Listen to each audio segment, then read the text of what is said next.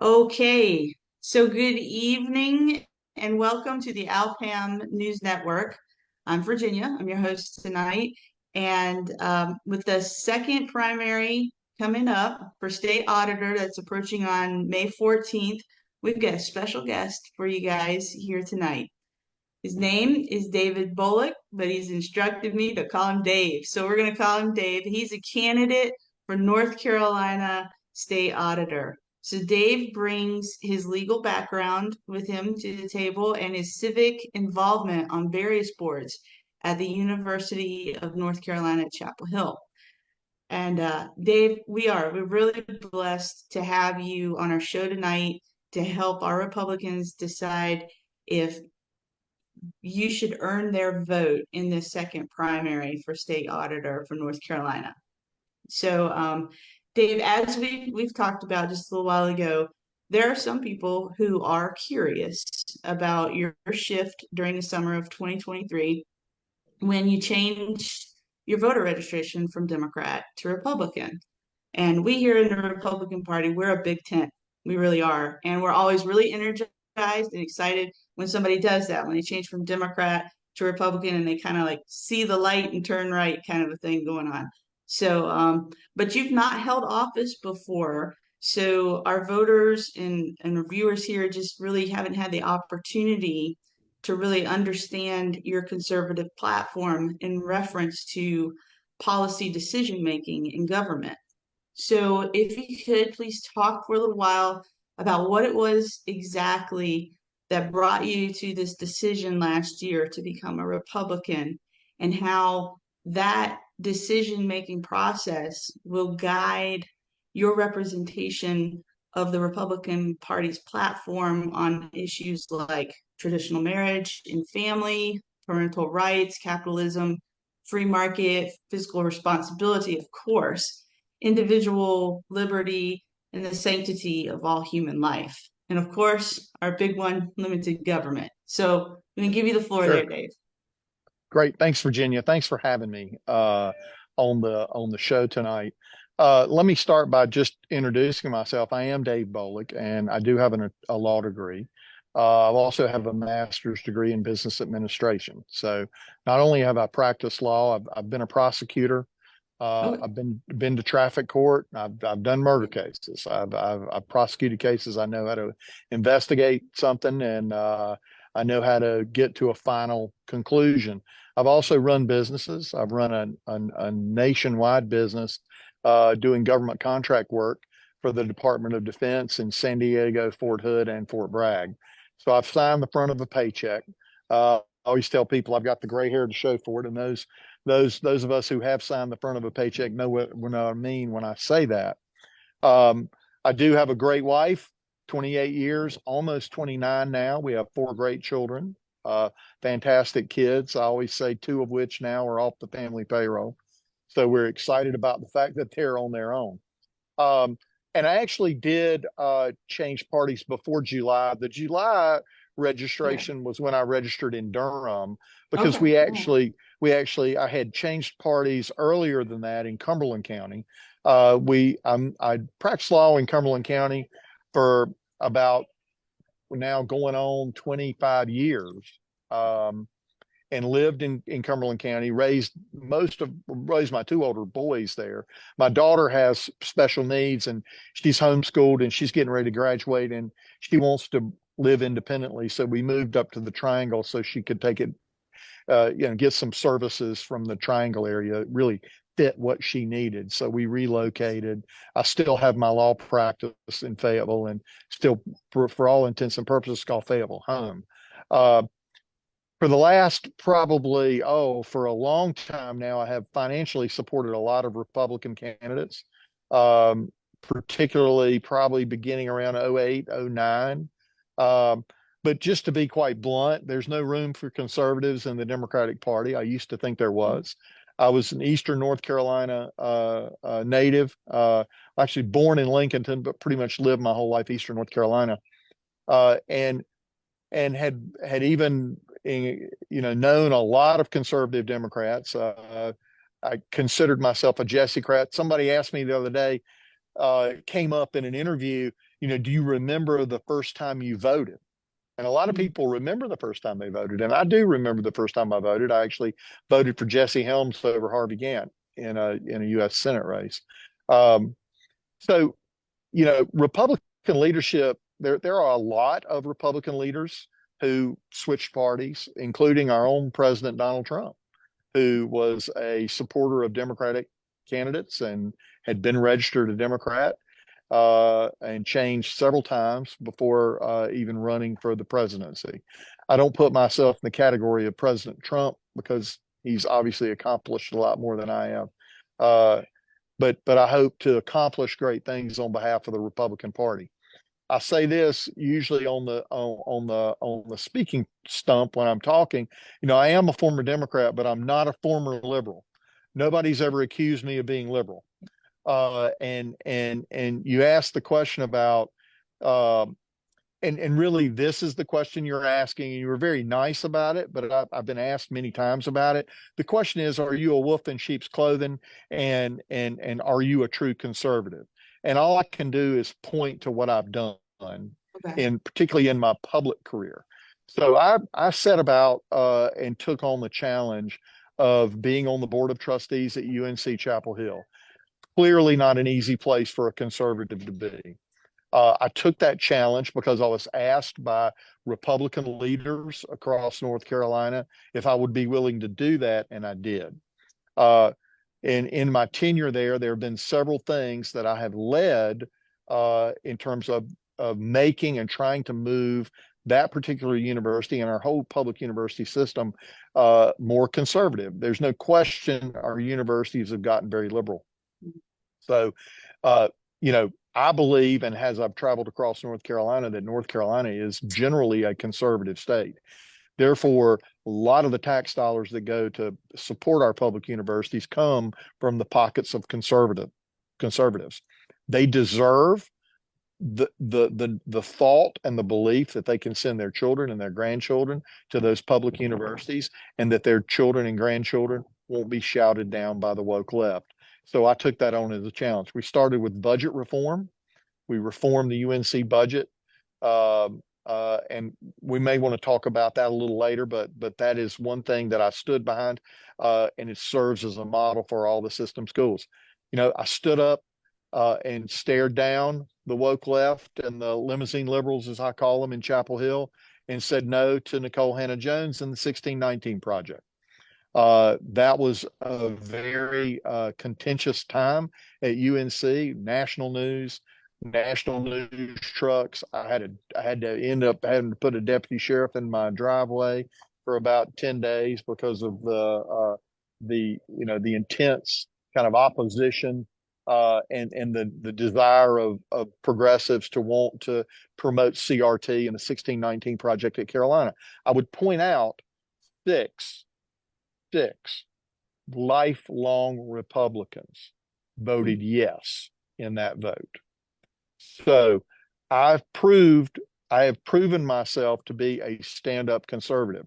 Most recently, a year ago, January, I introduced over intense objection something called the School of Civic Life and Leadership at UNC. That Mhm. was an effort to bring conservative professors and build a home for conservative students on our campus. I was told it would never happen. Was told that I was out of line. The government bureaucrats from Washington, D.C. and the accreditation arena came down and tried to put the hammer down on me and keep me from being able to do it. We hired our dean last month, and we're going to be having classes starting in the fall. So Okay. that is things that I've done and have come to completion. 2 weeks ago, I'm still on the board at Carolina. I'm not the chairman of the whole board. I stepped aside from that to run for office. But I've maintained chairmanship of the Budget and Finance Committee, and I announced our intention, and I led the effort to strip DEI from the budget at UNC Chapel Hill. Conservatism is not what you say, it's what you do. I've got a lot of experience doing this. I'm very comfortable with my record as a conservative. I Okay. appreciate the question, and it's a fair question. And I know there are people that will not support me simply because I had been a previously registered Democrat, and that's fine. But I want your viewers to know that I am a conservative, and I've picked up a lot of endorsements from conservative leaders and conservative organizations across the state of North Carolina who know my background and who have confidence that I will do the right thing in Raleigh. Right. I appreciate you going through that. We really wanted to give you, or I wanted to give you, I know, a platform to be able to talk about that and address that and get that out of the way before we delve into all this state auditor Sure. stuff. But yeah, I mean, I've got some stuff on that with your time on the board of trustees. So let's just go ahead and hop into that. You Sure. know, during your time as chair, like you said, you were very instrumental in the creation of the UNC School of Civic Life and Leadership. And like you said, what that did is that brought balance when it comes to politics on the campus. Of course, the campus was just flat out liberal, really. And so, you were able to do that. But that did lead to some controversy. And even now, the university is working at removing DEI, and that's bringing in more controversy with It's that. fine. Yeah, I and welcome it. Listen, these Council of State jobs right, are in large part about having courage. We right, need right. people in these positions that have courage and thick skin who can stand up to opposition in sometimes in unusual, strange places, not necessarily always from far left progressives. You've got Mhm. to have courage to stand up to do what's right for the taxpayers and the citizens of North Carolina. Okay, that's great because that kind of leads into where I was going with this was just because the state auditor's office, if you go to their website, they say they conduct transparent, independent audits and investigations, make recommendations that produce meaningful change in an effort to improve our government services, identify wasteful spending, and ensure programs we have in place are delivering the results that those programs were intended to deliver. And so tell our viewers how that courage in reforming higher education and the experiences that you had in actually going through those processes as a chair on the board of trustees and now in your position on the finance committee, how that aligns with those duties of the office of the state auditor. It's a great question, Virginia. And my experience lines up really well with that. And I would go back to having been a prosecutor first. Okay. I think my experience as a prosecutor is invaluable to the job of the state auditor. And having run businesses and the fact that I have a master's degree in business administration, I understand finance reports. I know the details. I also, as chair of the board, established the first ever audit committee for the university board because I understood the importance of an audit committee. And we actually have an independent auditor who reports to the board, not the administration, which is very important to move some of our initiatives forward. So when you get into the weeds, which is really the question you're asking, one of the things that we were able to do at Chapel Hill and that I've had now the experience to do is to dive into, for example, contracts. We have contracts at the university. There are state contracts all across state government. These contracts have to be looked at. You need somebody with the experience and the willingness to go in and take a look at some of these state contracts and ask some really tough questions. And those questions are like length of contract, necessity of contracts, and a lot of these are with private agencies and private organizations or private companies. The contracting part of state government is where we can find, to your point, program results, where we can find out and ask some tough questions. Are taxpayers getting an appropriate return on investment from some of these contracts? Had a lot of experience dealing with that at the university level and at other levels. I've chaired a lot of other boards. For example, the Southeast Regional Area Health Education Center, the SHRAHEC. I was chair of that board. And so I'm Mhm. familiar with a lot of the healthcare contracts and contracts with physicians and healthcare providers that I've dealt with. So I think that's really important. But overall, you are right. But the auditor, but you could boil it down to even more simple than that. The auditor Sure. does three things. The auditor looks at financial audits and compliance audits, okay? And the auditor looks at economy and efficiency audits. And the auditor also takes a look at program results. I personally don't think that our current administration, and even though Beth Wood often gets some high marks for some of the things that she's done, particularly in the municipal audit area, I Mhm. think that her administration and the current administration have failed the taxpayers miserably at taking a look at economy and efficiency audits and program result audits. I think that's an area where I really, really, really want to take a hard look. Okay. All right. That's good. And you know, I think this is a really good conversation to have. A lot of people, when you say state auditor, they go, I don't even know what the state auditor does. So it's really or what it's about. So this is a really a good dialogue for people to have on this. When you're talking about that local level, I live in Elizabeth City, North Carolina, by the way. And you know, Elizabeth City, our local city council has really struggled when it comes to producing competence in our finances at the local level and at the state level due to incomplete and past due audits. And you've said that you have that experience to find and root out that government corruption. So let's talk a little more right now about the state auditor's role at those local situations and how the Office of State Auditor can actually help localities reestablish financial continuity in local government. Um, and also while touching on how you can ensure that accountability at our state agencies, like you've already been talking about. But let's focus a little on that local side. So that's a really good question. So in looking at it, you've got the three types of audits, but there's Right. also the approach. And what is the approach of the state auditor? First thing with the municipalities, the state auditor's office really ought to begin, number one, as a resource. It ought to be there to help local governments.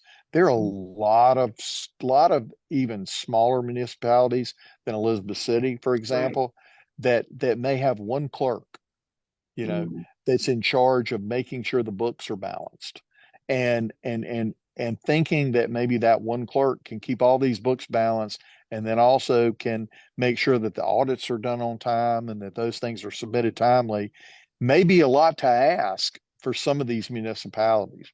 I believe that the auditor's office really ought to be a resource to communities and ought to go in not first with an angle to look at, hey, there's wrongdoing here or what's wrong here, but hey, what can we do to help? Where mhm. are you? What's your financial situation? Now, if there's malfeasance, in other words, if somebody's doing wrong, and we can just look right south of Elizabeth City at Chocowinity, for example, Mm, and you may be familiar with the situation in Chocowinity where over the fall it was discovered that there was a $500,000 embezzled by a town clerk. And that was largely because the town of Chocowinity had not been complying with audits, and mm, largely because our state auditor's office, I believe, failed to answer the call when mm. there were red flags in that particular municipality. A $500,000 is a lot of money to me personally. It Right, might right. not be a lot of money in the big scheme of things to a place like Raleigh or Charlotte, but to the town of Chocowinity, a half a Yeah. million dollars is a lot of money. Okay. Mhm, And mhm. so it's that type of instance where the state auditor needs to go in and assist on a malfeasance level. In other words, where there's wrongdoing, and refer that to either the local district attorney or to the attorney general for criminal prosecution. But in most cases, we're not talking about the malfeasance. We're not talking about intentional wrongdoing. What we're talking about is either a lack of resources from the local municipality to complete these audits, and or we're talking about just maybe folks making mistakes or just getting behind and needing a little lift up.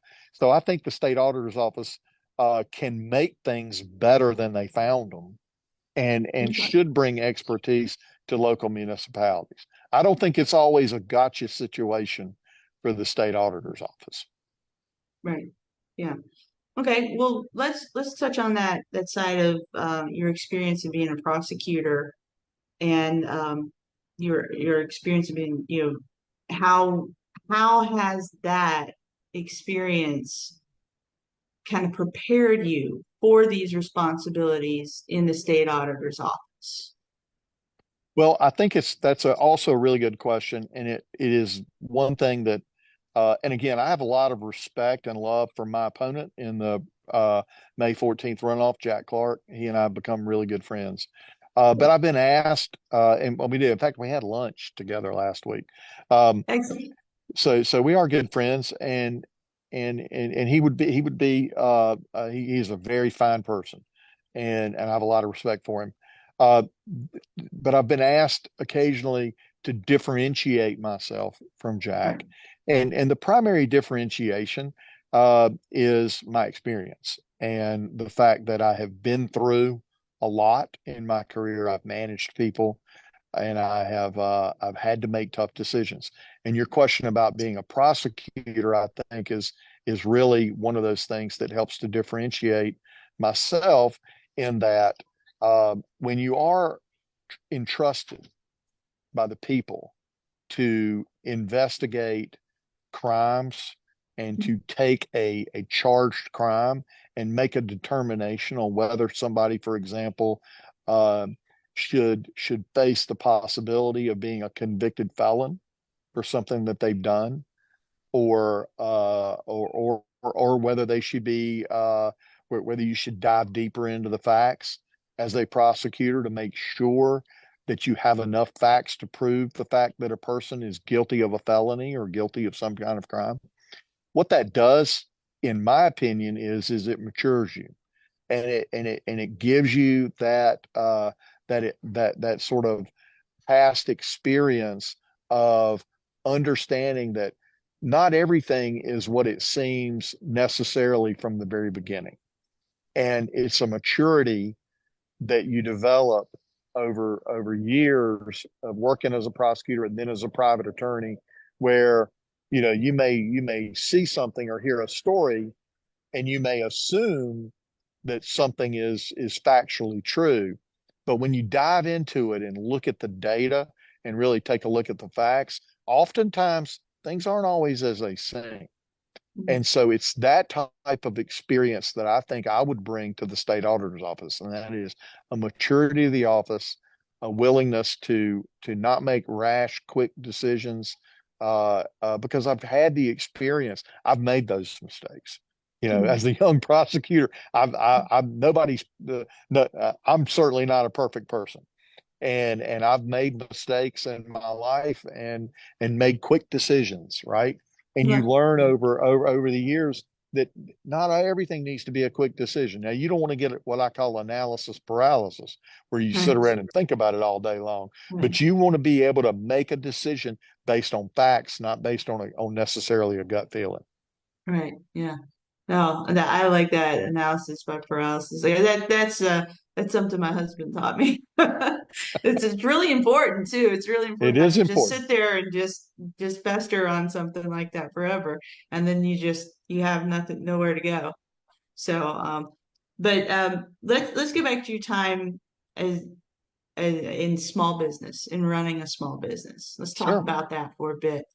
And how has you've run that small business, and in perhaps doing so, you've had the opportunity to gain a unique perspective in achieving fiscal responsibility in your small business. So how would you apply your business acumen in the state auditor's office in effort to achieve fiscal responsibility, ensure transparency and efficiency in our state government? Good question. And so I've run several small businesses. Okay.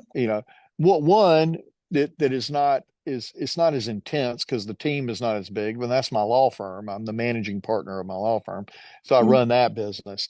But I've run it's an odd business. I got into it kind of by happenstance. but I got into a tanning salon that we were actually expanded to a small regional chain. So we took a one location, built it into multiple locations, and sold that business.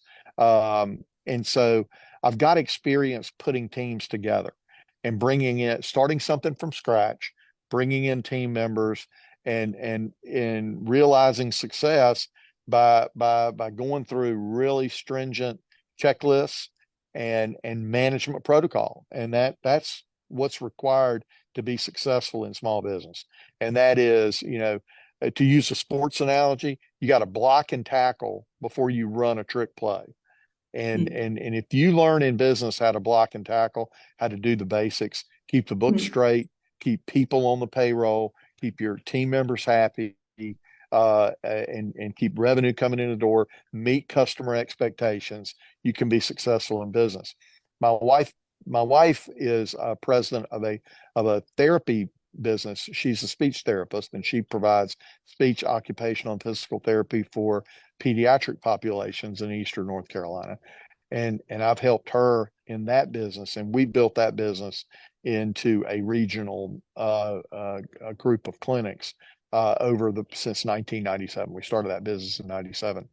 So we've had ups and downs. Look, we've sat at the computer before and prayed and need checks to hit the mail to make payroll, and prayers were answered. And people who have started businesses from scratch know what I mean when I talk about that. But perseverance, fiscal responsibility, fiscal conservatism. You don't go out and buy a brand new car the first time you realize profit, right? You invest back in the business, you invest back in yourself and in the team members that you brought in, and that's how you build long-term success. I want to take that type of experience to state government because I think state government can be more efficient. I think state government can be run more like a private business. It's never going to be like a private business, but can be run more like a private business.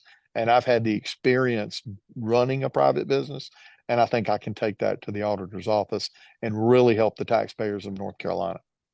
Okay. All right.